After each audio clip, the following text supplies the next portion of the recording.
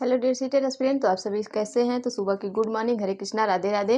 तो जैसा कि हम ईवीएस पेडागॉजी लेके चल रहे थे आप लोगों को, तो हमने चैप्टर 1 और चैप्टर 2 पढ़ा दिया है। तो जो अभी नए पे आप चैनल पे नए जुड़े हुए हैं तो आप जाइएगा वहाँ से चैप्टर 1 चैप्टर 2 पढ़िएगा। तो चैनल को लाइक शेयर सब्सक्राइब कर लीजिएगा अगर आप नए जुड़े हुए हैं तो, ताकि जो जितने भी वीडियो हम बनाए वो आपको मिलता जाए और नोटिफिकेशन आप ऑन कर लीजिएगा। और देखिए ये पेडागॉजी जो है हमने कई बुक का समावेशन करके हमने बनाया है, अलग अलग जितना पॉइंट हम यहाँ पे बताते हैं वो उतने पॉइंट्स में से अगर ध्यान से पढ़ेंगे तो वहाँ से आपको क्वेश्चन जरूर मिलेंगे। तो चलिए हम यहाँ पे देखते हैं कि हमारा क्या है। सबसे पहले हमारा क्या है, पर्यावरण अध्ययन एवं पर्यावरण शिक्षा। तो इसमें दो चीजें आपको चैप्टर 3 में पढ़ना है। ये क्या आपका पार्ट 3 है, लिख लीजिएगा यहाँ पे। पार्ट 2 हम पढ़ा दिए, एक दिन में एक पार्ट को लेके चल रहे हैं, ठीक है। एक दिन में आपके एक पार्ट को लेके चल रहे हैं, तो आपके लगभग 12 पार्ट है। तो 12 दिन में आपके ये ईवीएस की पेडागॉजी खत्म हो जाएगी।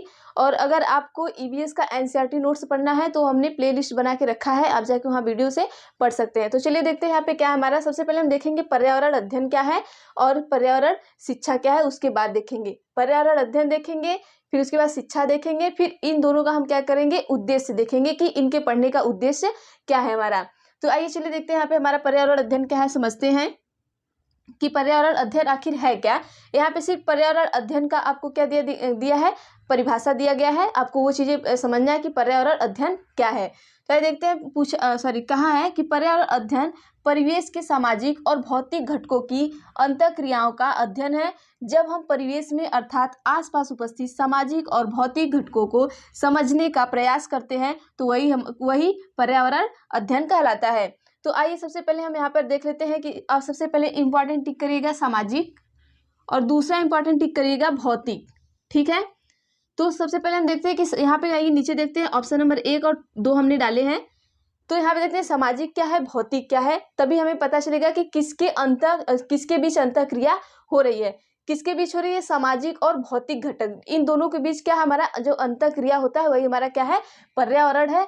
तो हमको यहाँ से नहीं समझ में आएगा कि सामाजिक क्या है भौतिक क्या है। तो देखिए पर्यावरण अध्ययन परिवेश का मतलब जिस परिवेश में हम रह रहे हैं, मतलब जिस वातावरण में हम रह रहे हैं वही हमारा परिवेश है। अब जहाँ रह रहे हैं वही आपका क्या है, परिवेश है।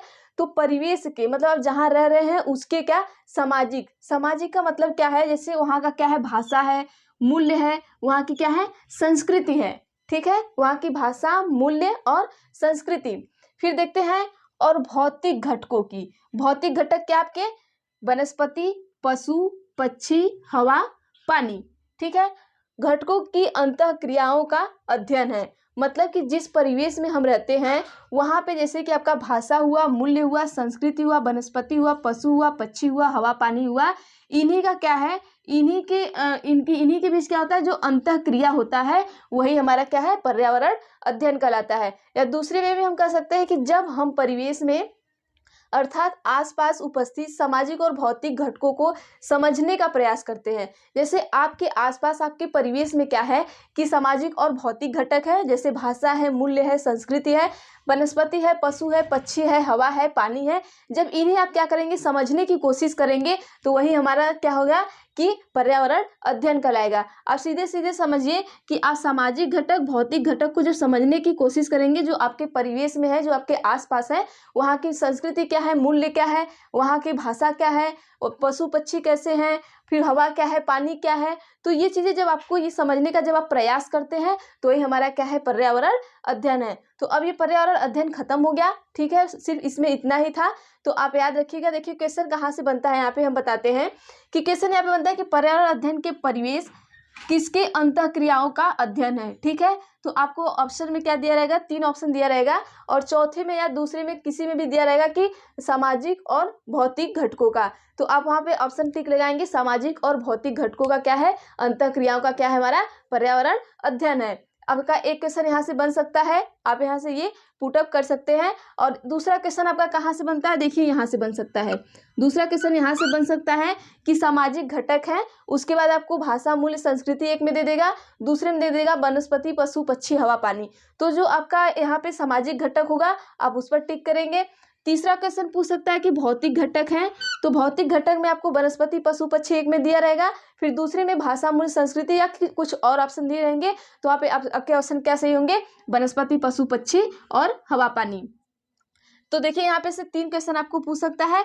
पहला कि मतलब कि परिवेश के सामाजिक और भौतिक घटकों, मतलब कि पर्यावरण किसके किन घटकों का अध्ययन, अंतःक्रियाओं का क्या है, अध्ययन है। तो किसका है, सामाजिक और भौतिक अंतःक्रियाओं का अध्ययन है। पूछ सकता है कि सामाजिक क्या है, मतलब सामाजिक घटक क्या है, और दूसरा पूछ सकता है कि भौतिक घटक क्या है। ठीक है, तो आपके यहाँ से कितने क्वेश्चन बने, 3 क्वेश्चन बने। तो ये बहुत इंपॉर्टेंट है। देखिए चैप्टर बहुत छोटा है लेकिन अपने में ये कुछ रखता है, तो इसलिए आप क्या करेंगे, इन चैप्टर को क्या करेंगे, ध्यान से देखेंगे। अगर आप 12 वीडियो टोटली देख लिए हैं तो मतलब कि आप अच्छा कर जाएंगे। बस ध्यान से पढ़िए, क्योंकि एक वीडियो आपको लगभग हमको लगता है 20 मिनट 25 मिनट इतने की मैं लाती हूँ। तो अब चीज़ों को पढ़िए। तो चलिए हम नेक्स्ट देखते हैं हमारा क्या है कि दूसरा पूछा क्या है, पर्यावरण शिक्षा। यहाँ पे हम पर्यावरण अध्ययन को पढ़ लिए, ठीक है, अध्ययन को पढ़ लिए। अब हम किसे पढ़ेंगे, पर्यावरण शिक्षा क्या है। ठीक है, दूसरा हम देख लेंगे पर्यावरण शिक्षा क्या है। अब उसके बाद देखेंगे कि इन दोनों का पढ़ने का महत्व क्या है, पर्यावरण शिक्षा का क्या महत्व है पढ़ने का, उसके बाद देखेंगे कि पर्यावरण अध्ययन का क्या महत्व है। तो आइए देखते हैं पहले हम सबसे पहले कि पर्यावरण शिक्षा क्या है। पर्यावरण शिक्षा, देखिए इसमें क्या कहा है कि पर्यावरण शिक्षा में लोगों को बताया जाता है कि प्रदूषण मुक्त पर्यावरण बनाए रखने के लिए पारिस्थितिक तंत्र को कैसे व्यवस्थित रखना चाहिए। इसमें क्या बताया गया है कि पर्यावरण शिक्षा में क्या है कि लोगों को बताया जाता है, लोगों को क्या किया जाता है, बताया जाता है कि प्रदूषण मुक्त पर्यावरण बनाए रखने के लिए, मतलब कि जो हमारा पर्यावरण है उसे प्रदूषण से मुक्त बनाए रखने के लिए आप पारिस्थितिक तंत्र को कैसे व्यवस्थित करेंगे, जो हमारे पारिस्थितिक तंत्र है उसको हम कैसे व्यवस्थित करेंगे। तो ये हमें बताया गया है कहाँ पे, पर्यावरण शिक्षा में बताया गया है कि हम अपने पर्यावरण को प्रदूषण मुक्त कैसे करेंगे। जैसे जल प्रदूषण हुआ, वायु प्रदूषण हुआ, आपका कोई भी प्रदूषण हुआ, तो हम उसे कैसे अपने पर्यावरण को मुक्त रख सकते हैं और किस तरीके से हम अपने पर्यावरण को बचा सकते हैं। तो ये हमारा क्या है, पर्यावरण शिक्षा है। और एक पॉइंट यहाँ पे सबसे देखिए इंपॉर्टेंट है, ये याद रखिएगा, हमने अलग से लिखा है कि पर्यावरण के विभिन्न पक्षों एवं घटकों का मानव के साथ अंतः संबंध है। तो यहाँ पे आपको क्वेश्चन दे सकता है कि मानव के साथ अंतः संबंध है किनका है, तो पर्यावरण के विभिन्न पक्षों एवं घटकों का। पर्यावरण के विभिन्न पक्षों, ये क्या है आपका इंपॉर्टेंट है, पर्यावरण के विभिन्न पक्षों एवं घटकों का मानव के साथ क्या है, अंतः संबंध है। या पूछ सकता है कि पर्यावरण के विभिन्न पक्षों एवं घटकों का अंतः संबंध है मानव के साथ, जानवर के साथ, पर्यावरण के साथ, इस तरीके से दे सकता है। तो आप ऑप्शन में लगा सकते हैं मानव के साथ। ठीक है, ये चीज़ें आप यहाँ पे याद रखिएगा, ये इंपॉर्टेंट है, पॉइंट टू पॉइंट आप लिखिएगा यहाँ पे। अब यहाँ पे आइएगा, हम देखेंगे क्या कि पर्यावरण अध्ययन का आपका उद्देश्य क्या है। फिर उसके बाद देखेंगे पर्यावरण शिक्षा का क्या उद्देश्य है, इसका स्क्रीनशॉट लीजिए, फिर उसके बाद हम पढ़ा देते हैं। बस यही इतना ही पढ़ना है, उसके बाद ये चैप्टर आपका खत्म हो जाएगा। फिर चलेगा आपका चैप्टर नंबर 4।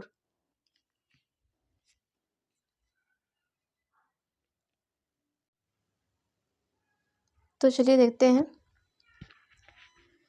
आइए देखते हैं यहाँ पे पर्यावरण शिक्षा का उद्देश्य।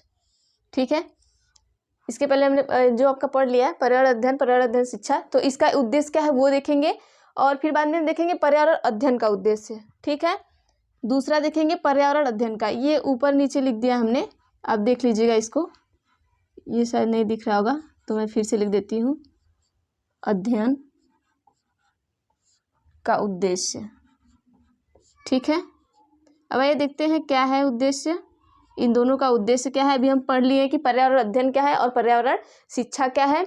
तो पर्यावरण अध्ययन क्या है, शिक्षा क्या है। अध्ययन हमने आपको बता दिया कि जो भौतिक और क्या है हमारे सामाजिक जो भौतिक और सामाजिक अंतःक्रिया होती है, जिनके बीच मतलब कि जो भौतिक है सामाजिक है, जैसे कि हमारा पेड़ पौधा हो गया, हमारी सांस्कृतिक हुई, सब इनके बीच जो अंतःक्रिया हो रही है वही हमारा क्या है, पर्यावरण है।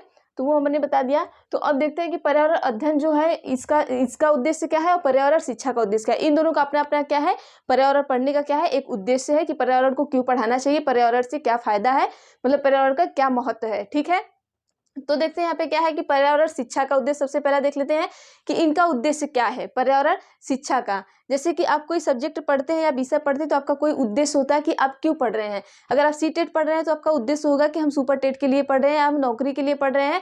तो वैसे ही हमारा क्या है कि पर्यावरण अध्ययन और पर्यावरण शिक्षा है, इनका भी एक उद्देश्य है कि पर्यावरण अध्ययन क्यों पढ़ाया जाता है और पर्यावरण शिक्षा क्यों पढ़ाया जाता है। इस तरीके से तो आइए हम देखते हैं कि मुख्य उद्देश्य ज्ञान प्रदान करने के साथ साथ जागरूकता पैदा करना, चिंतन का एक दृष्टिकोण पैदा करना, पर्यावरणीय चुनौतियों को नियंत्रित करने के आवश्यक कौशल प्रदान करना, छात्रों को अपने परिवेश से परिचित कराने के लिए प्रोत्साहित किया जाना चाहिए। तो इनका देखिए इतना क्या है, इनका उद्देश्य है। ये आइए अब देखते हैं यहाँ पे यहाँ कहना क्या चाहते हैं ये।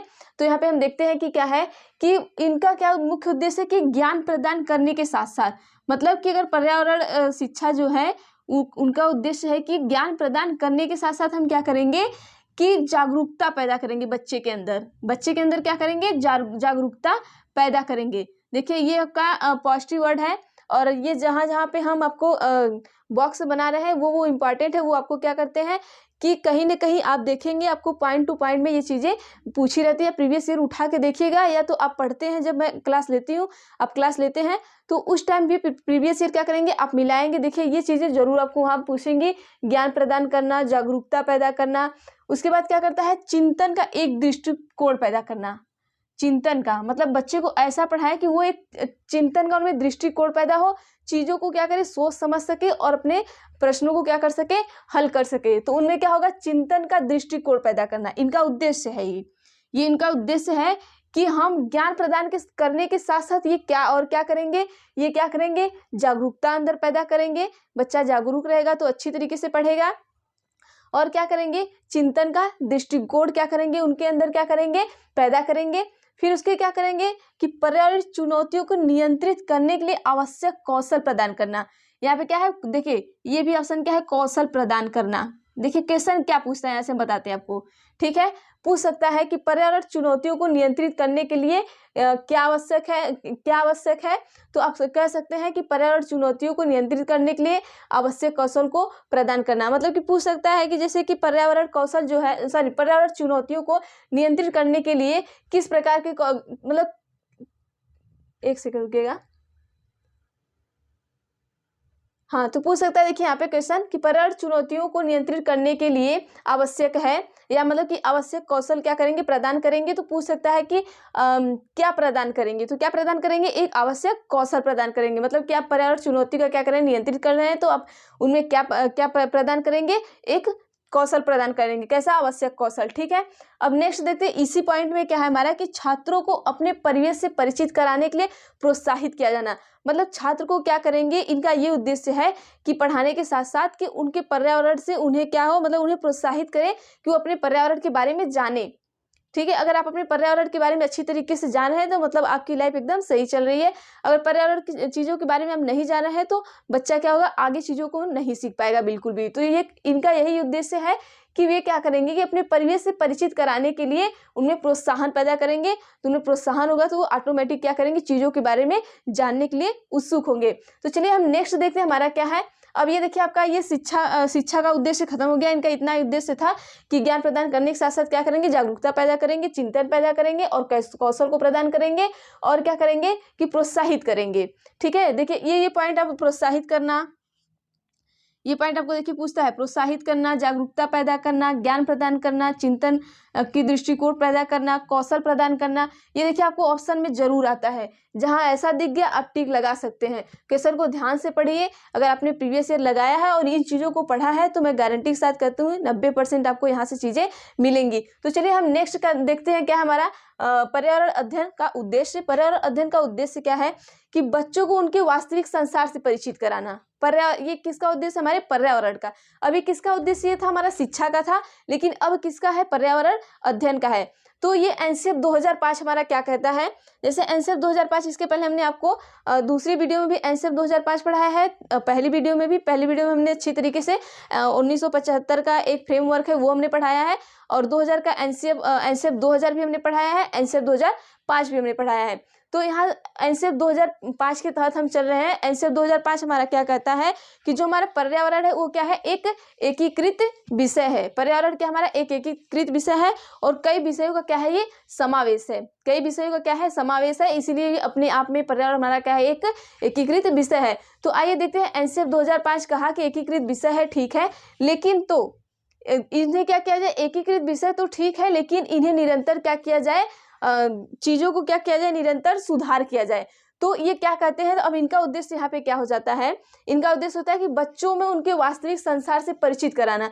अब बच्चे को क्या करेंगे कि ज्ञान प्रदान करने के साथ साथ उनको वास्तविक दुनिया, जिस दुनिया में वो रह रहे हैं उसकी रियलिटी का पता कराएं, कि वास्तविक दुनिया के बारे में उन्हें परिचित कराएं, ठीक है। उन्हें क्या कराएंगे, वास्तविक दुनिया के बारे में क्या करेंगे, परिचित कराएंगे, ठीक है। यहाँ पे अच्छा एक सेकंड, यहाँ पे आप देख लीजिएगा, छात्रों को अपने परिवेश से परिचित कराने के लिए प्रोत्साहित किया जाना चाहिए। अच्छा, क्यों प्रोत्साहित किया जाता है, आप हमें ये बताइएगा कि छात्रों को क्यों प्रोत्साहित किया जाता है। देखिए क्यों किया जाता है, क्योंकि आजकल क्या है, डिजिटल जमाना है, तो बच्चे क्या करते हैं, अपने पर्यावरण में बहुत ज़्यादा ध्यान नहीं देते हैं और वो इंटरनेट और ऐसी चीज़ों पे वो बहुत ज़्यादा ध्यान देते हैं और अपने पर्यावरण से ज़्यादा जुड़ नहीं पाते हैं। पहले क्या था कि पहले जब मोबाइल या इंटरनेट का ज़माना नहीं था तो बच्चे क्या करते थे, अपने पर्यावरण से जुड़ के रहते थे और वो पर्यावरण के चीज़ों के बारे में, हर चीज़ के बारे में क्या करते थे, जानते थे। लेकिन उसके बाद जब से ये डिजिटल आ गया या फिर जब से ये मोबाइल और ये वगैरह इंटरनेट सारे ये सब चीज़ें आ गई, तब से क्या हुआ कि बच्चे पर्यावरण की तरफ से क्या होने लगे, पीछे हटने लगे और उनके बारे में उन्हें बहुत ज़्यादा जानकारी नहीं होने लगी।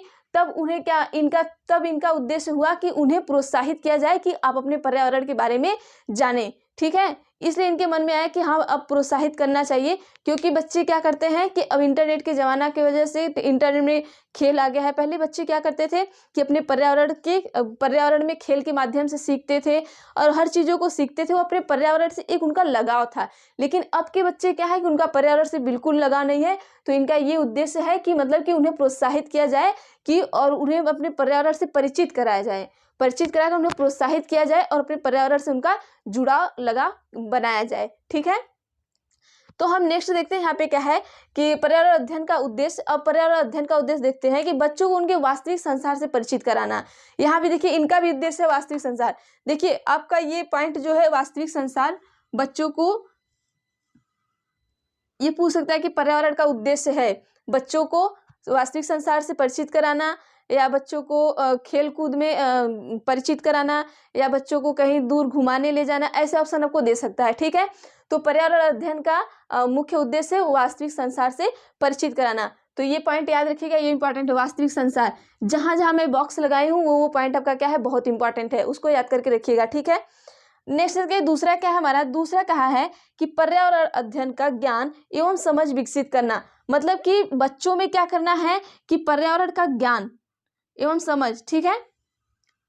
अब यहाँ पे क्वेश्चन पूछ सकता है, देखिए ये भी इंपॉर्टेंट है, क्वेश्चन पूछ सकता है कि जो हमारा पर्यावरण अध्ययन का उद्देश्य है वो बच्चों में किस चीज को विकसित करता है। तो किसे विकसित करता है, ज्ञान एवं समझ को विकसित करता है, ठीक है।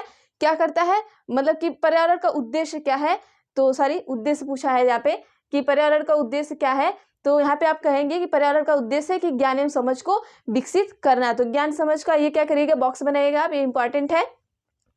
नेक्स्ट देखते हैं क्या कि पर्यावरण अध्ययन से संबंधित विषयों को समझने में सहायता करना, ठीक है। आप क्या करेंगे, इनका ये भी उद्देश्य है कि जो पर्यावरण से संबंधित विषय जैसे इतिहास हो गया, भूगोल हो गया, आपका नागरिक शास्त्र हो गया, और ये सब क्या है कि ये पर्यावरण से ही संबंधित विषय हैं, ठीक है। जब इन्हें एकीकृत किया गया तो इनका एक ही में क्या किया गया है, समावेशन किया गया। तो अब ये क्या कर रहे हैं कि पर्यावरण से संबंधित जितने भी विषय हैं को समझाने में सहायता करना। इनका उद्देश्य ये है कि बच्चे को उन चीज़ों को समझाना, कि अगर हम भूगोल बता रहे हैं तो भूगोल के बारे में उन्हें समझाना, इतिहास के बारे में समझाना, ये इनका क्या है, पर्यावरण अध्ययन का उद्देश्य है। यहाँ पे आपको पूछ सकता है कि पर्यावरण अध्ययन का उद्देश्य है संबंधित विषयों को समझने में सहायता करना, ठीक है। ये यहाँ तक करिएगा। देखिए इनमें से कोई भी उद्देश्य आपको पूछ सकता है, तो ये याद करके रखिएगा कि उद्देश्य वास्तविक संसार से जुड़ना, ज्ञान एवं समझ को विकसित करना, उद्देश्य संबंधित विषय को समझने में सहायता करना, तीसरा उद्देश्य हो गया इनका। चौथा है कि प्रश्न उठाने की क्षमता एवं उनका ज्ञान स्तर देने के लिए परिकल्पना बनाने की क्षमता का विकास करना। मतलब कि बच्चे को हम, इनका उद्देश्य है कि बच्चे को ऐसे पढ़ाएंगे कि वे प्रश्न उठा सके, ठीक है, उन्हें इतना समझ में आना चाहिए कि वे आपसे प्रश्न कर सके।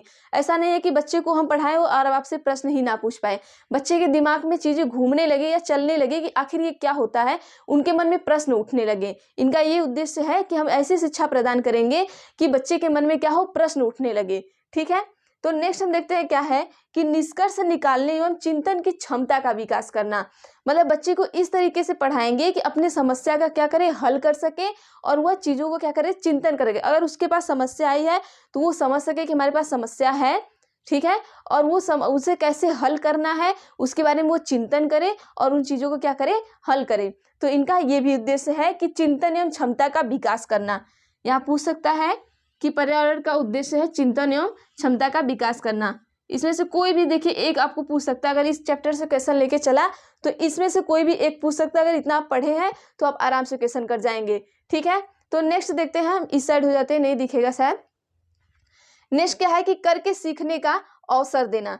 इनका ये भी उद्देश्य है कि बच्चे को क्या करेंगे, करके सीखने का अवसर देंगे। आप देखिएगा प्रीवियस ईयर में करके सीखने का अवसर देना ये भी पूछा है।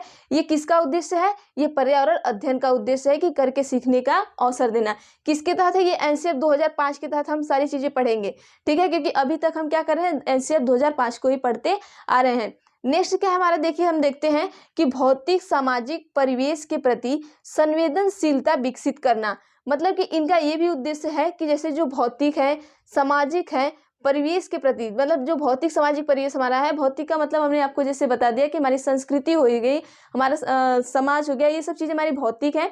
और जो हमारा सामाजिक है, जो सामाजिक में भौतिक में हमारा क्या हो गया, पेड़ पौधे पशु पक्षी ये सारे आ गए, और सामाजिक में क्या आ गया, आपका क्या आ गया, जैसे कि आपकी संस्कृति हो गई, आपका समाज हो गया, इस तरीके की चीजें क्या आ गई, हमारी सामाजिक में आ गई। तो इन दोनों के परिवेश के प्रति उन्हें संवेदनशीलता विकसित करना है, ठीक है, उनमें क्या करना है, संवेदनशीलता, चीजों वो क्या करें, इन दोनों के बारे में वो जान सके अच्छी तरीके से, ठीक।